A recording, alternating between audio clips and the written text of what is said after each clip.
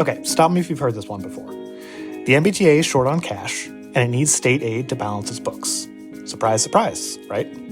The T once again projects it will be hundreds of millions of dollars in the red every year for the foreseeable future. For now, it's managing with savings, and if lawmakers buy into Governor Maura Healey's idea to plug holes with money from the voter-approved surtax on wealthy households, that would buy the T some more breathing room. But is there a bigger issue at play here? Or is this simply state government coming around to the idea that if it wants a transit system to keep the greater Boston region humming, it needs to pay for it? Today, we're joined by two guests who will tackle those questions. I'm Chris Lisinski, and this is the Codcast, CommonWealth Beacon's podcast about policy and civic life in Massachusetts. My guests today are Jim Aloisi, a transit expert who served as Transportation Secretary to Governor Deval Patrick, and Charlie Chieppo, a senior fellow at the Pioneer Institute. Here we are at the outset of another state budget cycle, this time for fiscal year 2027, and once again, debate has swept through political corners of Massachusetts about what level of state investment into the MBTA is appropriate and what amount of spending the T can sustain. Now, the T itself won't produce its own annual budget until later this spring.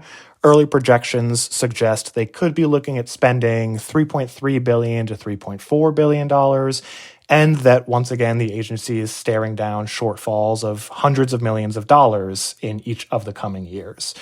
Governor Healey wants to use about $1.1 billion in surtax money to close most of those gaps over the next 2-year span. So let's start here. Jim, I'm going to pose this first question at you.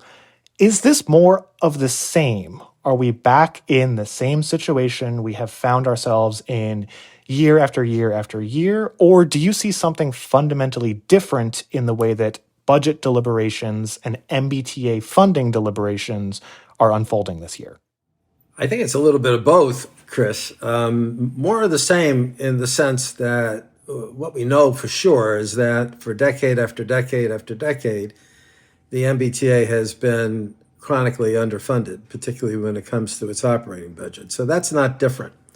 What is different are two things. One, it's still a fairly unique moment in time when partly what we're dealing with are what I like to call pandemic effects. And so those were obviously not present before 2020, but they are present today. And what those pandemic effects largely come down to is reduced ridership. The T right now is carrying about 76% of what it carried before the pandemic, right? A lot of that reduction in ridership is attributable to changed journey patterns and needs. People can work remotely, they can work 3 days a week. The journey patterns are different. You also have a situation today where the T is doing more. So it's running South Coast Rail. It didn't do that a few years ago, right? It's running a Winthrop Ferry. It's doing a bunch of things that it hadn't done before. The third thing that makes it not more of the same is that it has a unique new revenue source through the so-called fair share millionaires tax. We can question and debate whether the best and right use of that millionaires tax fund is to try to plug holes in the operating budget, or whether it makes more sense for the legislature and the governor to find other sources for net new revenue. And I'm happy to have that discussion. But so I think we're in a position now where it's pretty clear that I think legislative leaders and the governor understand the value of transit, understand that transit is a public good, and understand that just like, by the way, every other major U.S. transit agency in the country, the MBTA needs additional support to manage the transition away from the depths of the 2020 pandemic. What we see in terms of shortfall, both in terms of ridership decline and operating budget shortfall, is no different than what people have had to deal with in Chicago or in Seattle or in San Francisco or in SEPTA or in Philadelphia, you name it. New York has got a solution because they inaugurated congestion pricing. Chicago, finally, the legislature and the governor earlier this year enacted into law a landmark piece of legislation that really creates a new structure there for the Chicago Transit Authority and their commuter rail system, Metra, and their suburban bus system, PACE. But you see this happening all across the country, and each agency is finding a different way to solve the gap. Seattle, San Francisco, both will be going to the ballot this year. In San Francisco, they're having a sales tax and a parcel tax. Seattle will be going out for additional, I believe, sales tax as well. So my larger point is what's happening here is not unique. It's not like this is a failure of the T in any way. It's a national issue, triggered in large part by the pandemic, and triggered by the need, I think, that many people have been calling for, which is most of our large urban transit agencies need to modernize, need to improve, need to respond to 21st century journey needs and journey patterns. And so in that sense, we are in a little bit of a new place. But I'm hopeful that we'll be able to find a solution to this that's not a one-off solution, but that's a more stable long-term one. Yeah, well, I guess I partially agree with Jim and I partially don't. To me, the big thing that is different in a good way, which is that, for the last, I don't know, probably about eight years now, we have finally sort of, gotten the memo in terms of the massive sort of funding capital and infrastructure needs that the T has, and really dramatically upped that annual funding. I have no problem whatsoever with that because I do agree that obviously transit is a public good. It's an absolute must. It's even more important, in the era of climate change. And so I think we have to put the money into it. My concerns are on the operating side. And where I would disagree with Jim is I don't think that we're going through the same things to the same degree as other large transit systems are. You can talk about the pandemic. The pandemic was a horrible thing and a horrible thing for transit. But look, over a 5-year period, we saw fare revenue at the T go down by over $300 million. During the same time, we saw state aid go up by over $500 million, and we saw $2 billion in federal COVID relief for the T, and trips went down by 35%. I think that there's a place in here to say transit is a public good. Transit is critical. We have to invest in it, but to also say that isn't a blank check, in the sense that whereas, for example, over that 5-year period, the cost of operating a bus at the T went up by over 90%. The closest major transit system in the country, Chicago, saw their cost of operating a bus go up by under 40% during that time. So there are a few basic things that I think the T needs to do to make the T sustainable. In other words, we are in a place right now with the T, and have largely been for a long time, where I don't think any amount of money is ever going to be enough. And I think that we need to invest, but we need to invest smartly and say, look, there has to be some reasonable management here.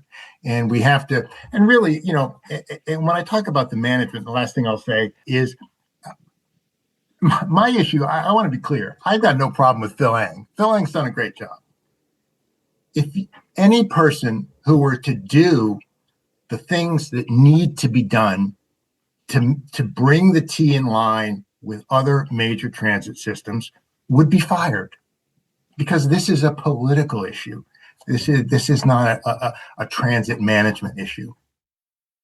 Charlie, you and your colleagues at the Pioneer Institute have been sounding the alarm about overall spending growth of the T over a multi-year period, not just what the governor is proposing in this one-year budget.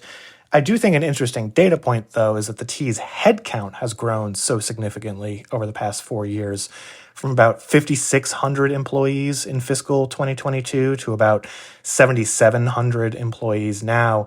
Jim, do you think that that is a compelling reason or worth the increased operating investment? Yeah, totally. I mean, let's not have amnesia about what happened during and after the pandemic, right? T lost a lot of bus drivers. A lot of people retired. A lot of people got sick and left. It was a virtual gutting of the bus driver employment at the MBTA. They had to hire new bus drivers. Now, let's not have amnesia again. During the prior administration, there was a renegotiation of the collective bargaining agreement with the T and the labor unions. And that collective bargaining agreement had really onerous provisions for new hires. You couldn't become a new bus driver, new hire, and have a full-time job at the T. They wouldn't allow it. It was a part-time job. Benefits were reduced. These are the hardest jobs that the MBTA offers, by the way.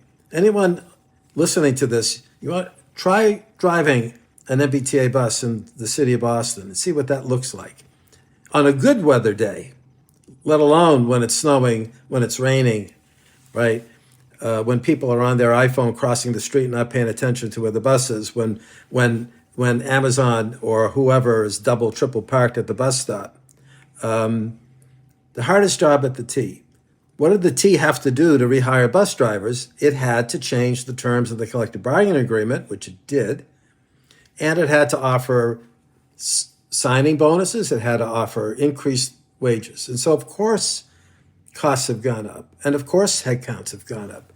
Today, the MBTA has 88% fewer dropped bus trips than it did 3 years ago, okay? There's a reason for that. And that's because the T increased its bus driver headcount. The T was also lacking in dispatchers, right? The High Street facility where the dispatchers actually can see what's going on in the subways and monitor it and try to manage headways. They were down below what the threshold needs to be. They had to rehire dispatchers. They had to rehire virtually across the board, but those were the hot spots. And the lack of dispatchers was one of the reasons why you had the beginning of the really bad period where the combination of state of good repair issues and reductions in dispatchers meant that the T was forced to slow the trains down and have fewer train sets moving. The T has gotten out of that, as we all know. But one way to get out of that is to have the resources that enable you to do it. And those resources are largely personnel resources. And yeah, the T, I think, if you look at operations and safety only, not admin, the T actually went under 5,000 headcount for its fiscal 2022. And I think it's looking to get to 7,000 operations and safety in a couple of years. That's not an unreasonable number. But in the 21st century, you got to pay people relatively decent wages, particularly in a system like ours and a region like ours, which has a relatively high cost of living, to keep and retain people. We're not living in a time, in the 1960s, people would take a job and think that's my job for life.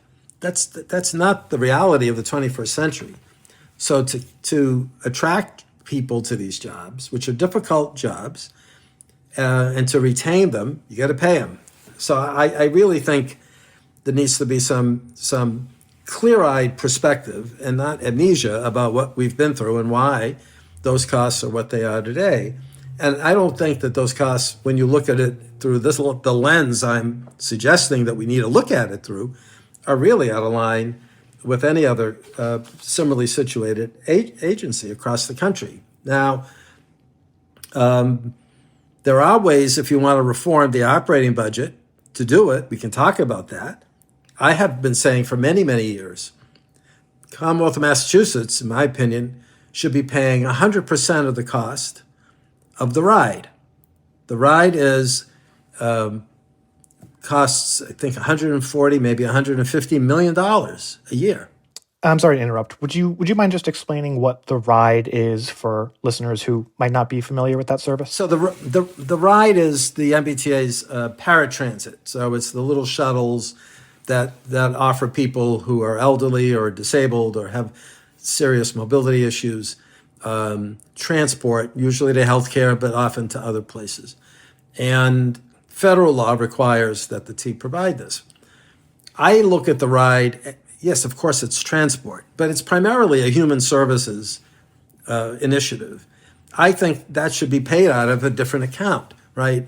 If you freed up $150 million of the T's operating budget, it's not everything, but it's a significant relief on the budget. So there are ways in which you can look at the T's operating budget and make some corrective actions. Legislature, I've been writing about this in Commonwealth for years. Either no one's reading it or they're not paying attention to it, or maybe both. I don't know.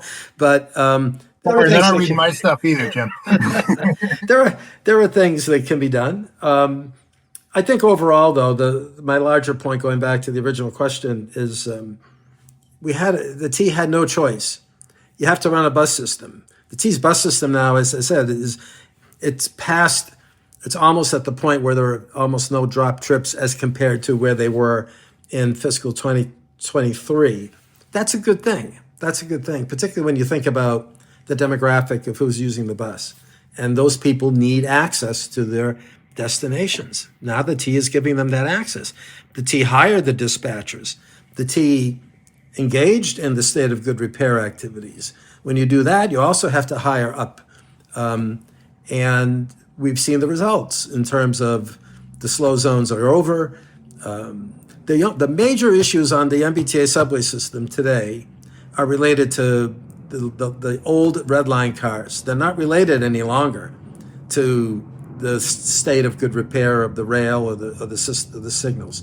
They're mostly related. If you look, I'm on the Transit Matters board. We have a website. We have pretty robust data on that website. And if you look at, you can go into it any day, see what are the major reasons why there were delays on a red line, and you'll see disproportionately it's all about the old cars. And that's a totally different issue, right? That's something that Maura Healey and Phil Lang don't control. I would like them to actually call the question on that and move on. But that's what's going on. So there's been a lot of progress made. You can't make progress on an austerity budget. It's as simple as that. Charlie, where do you think the opportunities for savings are? If you've got concerns about the way that the operating budget has been managed in recent years and is looking in the years ahead, do you want to see less spent on headcount, less spent on service, or do you think that there's enough that can be done around the edges to get it within a reasonable size? Look, I think there's four big things at the T that that have got to be looked at. One is again, while I agree with much of what Jim said, the problems with the T are not in the fact that we have to replace bus drivers. Clearly, we have to replace bus drivers. But there is just when you look at what we spend on buses, we're spending a lot of money on buses, and the fact that it has grown that much in such a short period of time, I do think that there is some issue with buses. But the big things I would talk about other than that are, one is that Jim mentioned the contract, the renegotiating the contract with the with the Carmen. Now, the idea that it did make it harder for us to rehire bus drivers or to hire bus drivers, I agree. That's a bad provision. I'm glad we got it changed. The fact of the matter is that was a contract that saved us $218 million a year. I mean, the renegotiating that contract right-sized so much of what we were doing on the labor side. And what I'm getting to is the reason that contract was able to happen was because we had a 3-year exemption from the Pacheco law. That for the first time since 1993, we were like every other state, and the possibility of going out and actually, privatizing the money room, which was so absurdly overstaffed that when they came in and tried to look at what they could do with the money room, one of the things they did was they had a day where they said, okay, what we want you to do is you come in and you just do your day's work and you can leave when you're done. And they were out of there in 2 hours. They privatized it. They saved 65%. They dramatically improved it. For the first time, the T can actually track where its money's going. We need the ability not to privatize buses, not to privatize trains, but things like the money room, things like logistics and warehousing, things that every other transit agency, specialized services that are far removed from getting people from point A to point B, that we can actually contract them out, get them done more cheaply, get them done well. Massachusetts can't do it. During the times that we could do it, it made a huge difference. It not only made a difference in improving those services, but because we were able to save massive money by renegotiating that contract. So one of the big things is introducing some level of competition. For listeners who aren't familiar, the Pacheco law refers to a state law that effectively requires a government entity to prove that privatizing a service will save taxpayers money before it's allowed to do so. Yeah, and if that's what it did, everybody would love it. But that's not what it does. I mean, what it is, it's a law that says we're going to take the state official that gets the highest percentage of their money from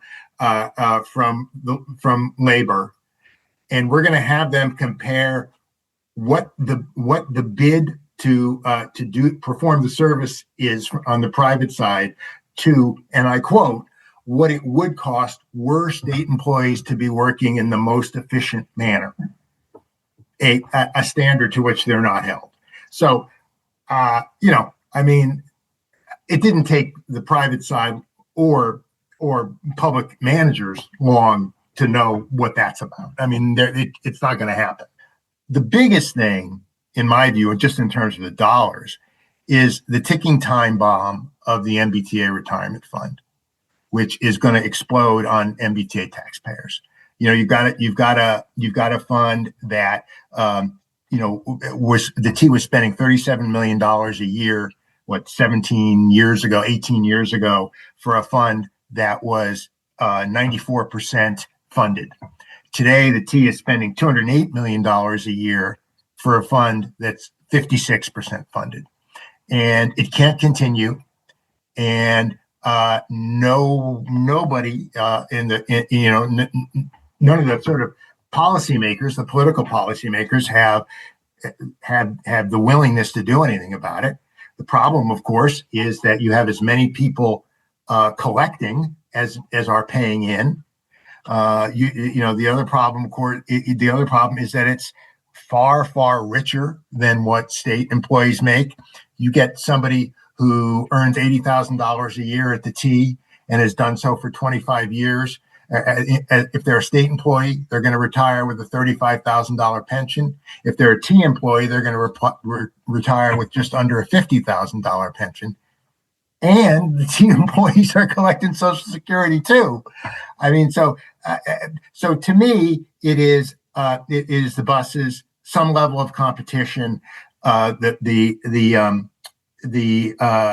retirement fund, and then the fourth thing is there is nobody since 2021 whose priority is saying where are we spending too much money and not getting anything in return for it. We need some fiscal and management control board some entity that is that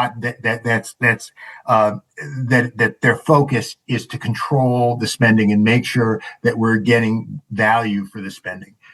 Since it's not a coincidence that since that entity was eliminated, not only has spending gone up every year, but spending has gone up more in the operating side every year than the previous year. To the last number I saw was up 15% in 1 year.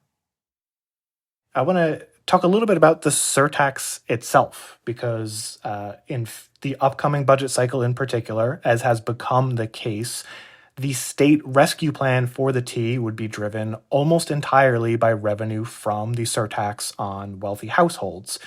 I'll start with Jim, but Charlie, I want to hear your perspective on this also. Does that comport with what voters said they wanted when they approved the surtax? Is effectively bailing the T out year after year with this revenue stream in line with what the surtax was intended to do?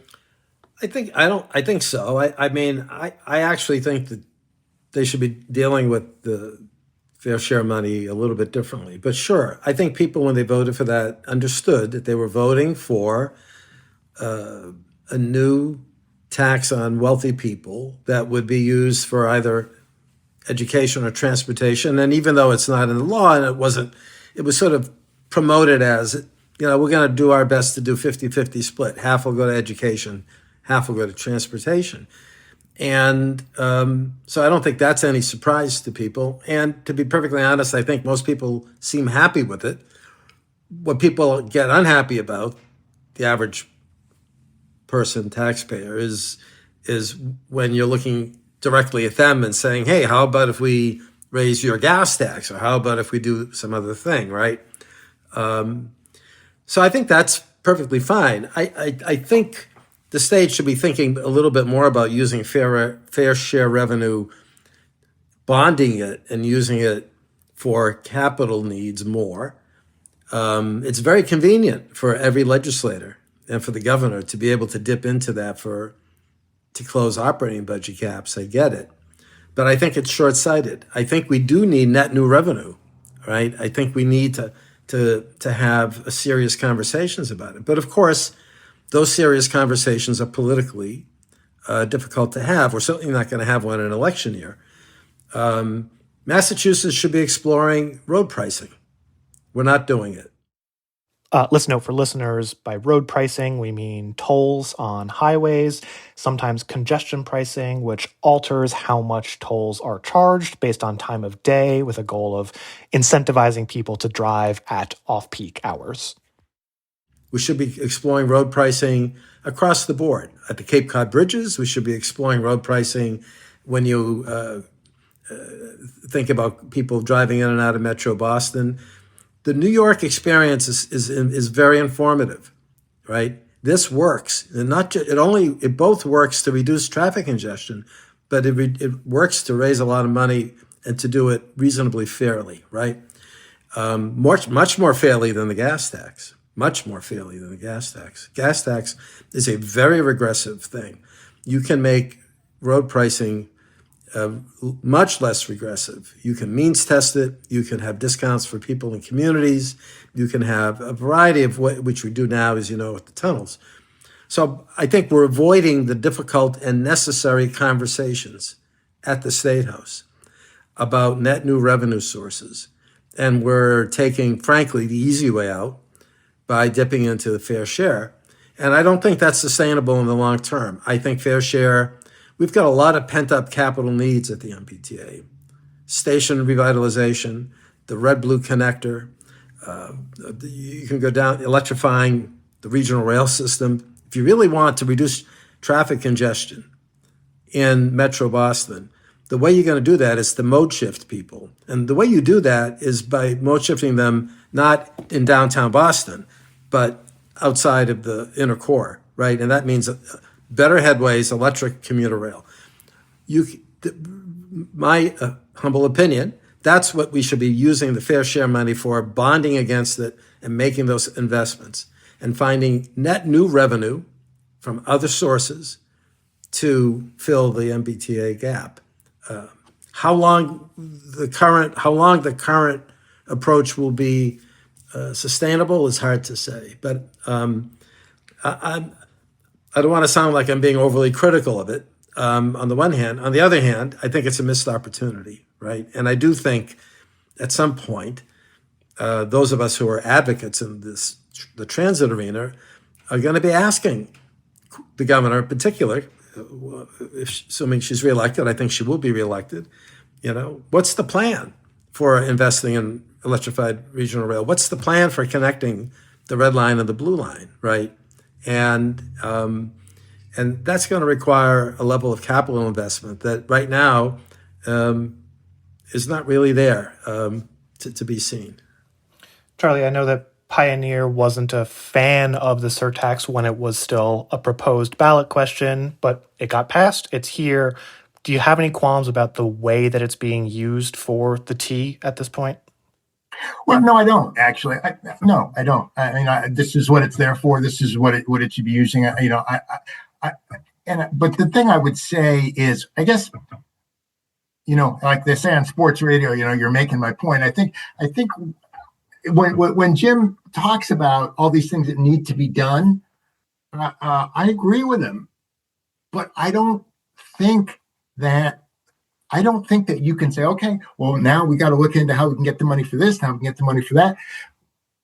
When the T has such a record of not being able to spend money wisely. I mean, that's why we've got to have something like a fiscal management and control board. We've got to have a system where people don't retire, at 47 years old. The 23 and out that we had for a million years, that you could retire after 23 years, no matter how old you were, with a full pension. Okay, in 2009, it got marginally better with 25 and 55, but people still can leave too early. The T is not sustainable, and if we want to be able to do these things, we have to put some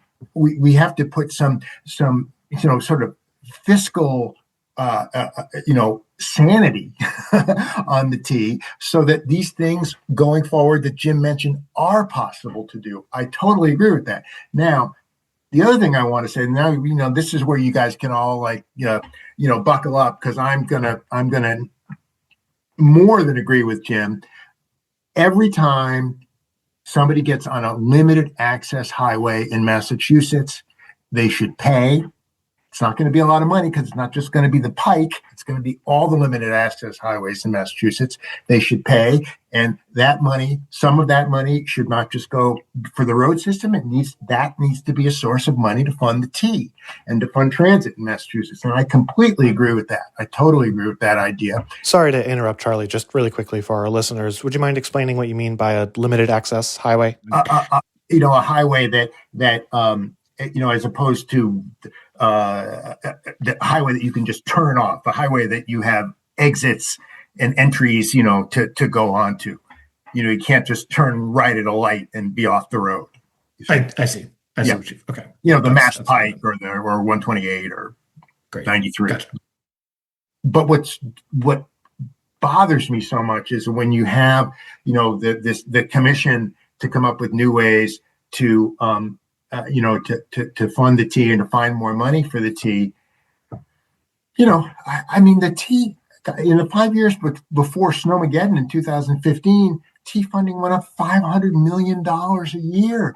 It's not just about finding more money. We don't spend the money well. The T is a jar that doesn't have a bottom, and we keep pouring money into it. And I'm not saying we don't spend money on transit, but we've got to put some guardrails in place here where this money actually goes to provide the service and to improve the service that it's meant to go for. Because I just don't think I don't think there's any amount of money that will get us where Jim and where I want to go at this point.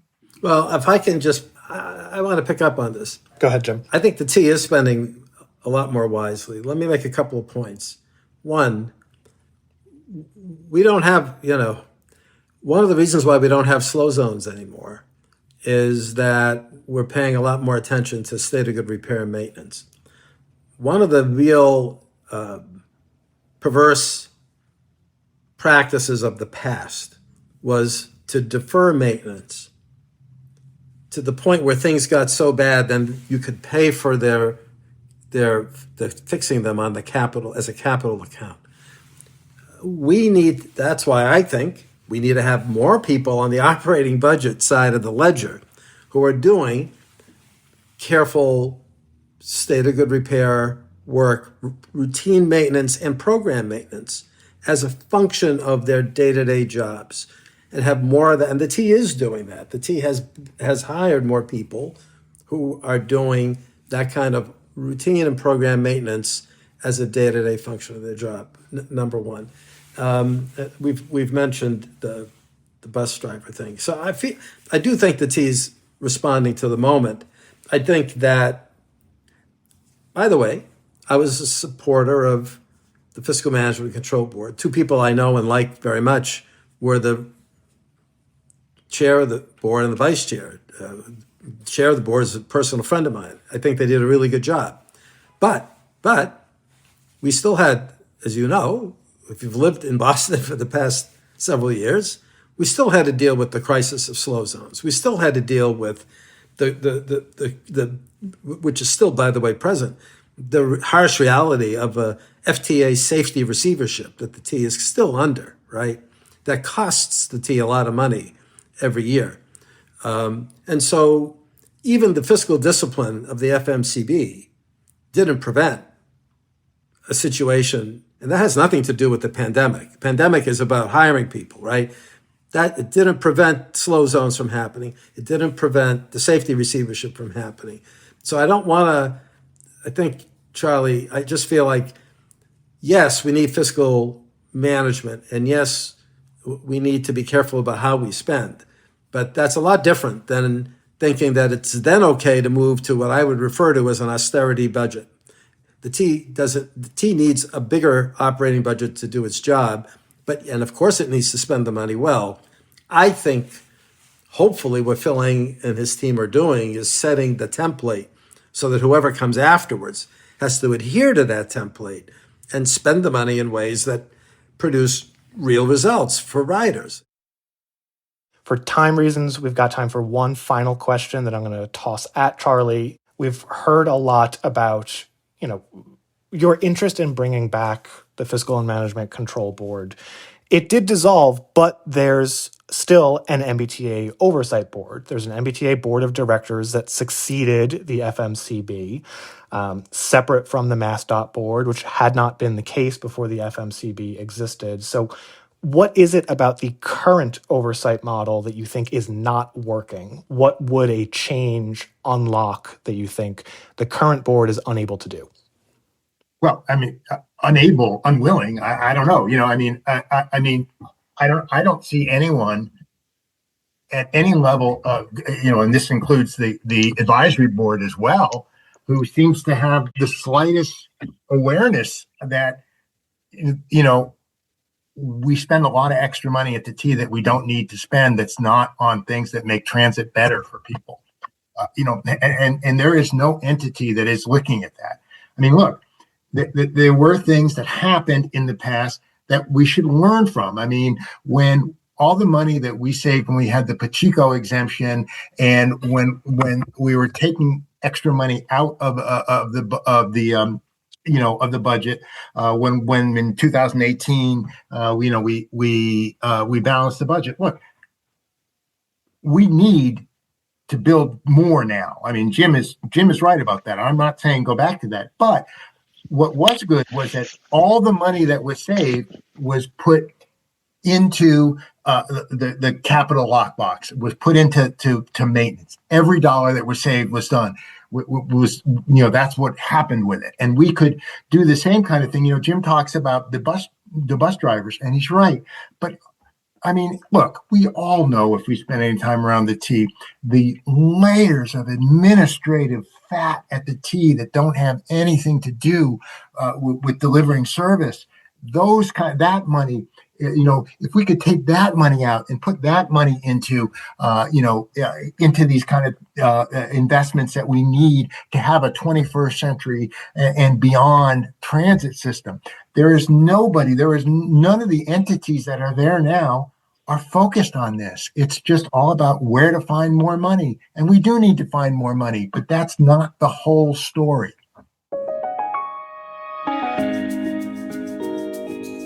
All right, there's a lot to consider here, and our hope is that folks up on Beacon Hill who will actually be making the decisions about what to do with the MBTA purse strings have listened to every word of it. Thanks to our guests, Jim Aloisi and Charlie Chieppo. Thanks so much for joining us. Thank you. Thank you. And thanks to you for listening. I'm Chris Lisinski. Our production and theme music is done by Charlie Casella. Leave a rating and review wherever you're hearing this now if you want to help other folks find us. And email us at codcast@commonwealthbeacon.org if you ever want to get in touch. We will be back next week.